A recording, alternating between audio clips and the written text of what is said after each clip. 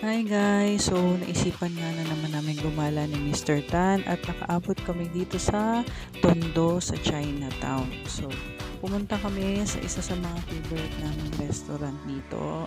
Waying ang pangalan niya.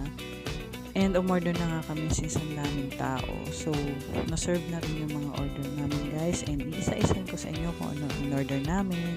So, ito yung steamed chicken feet with black beans, bean curve, steam kuchay, isa sa mga favorite ko, chicken siomai, saka tong, nakalimutan ko guys ang tawag dito pero kilala din ko din. So, hanggang dito na lang guys yung video. See you on the next video. Bye!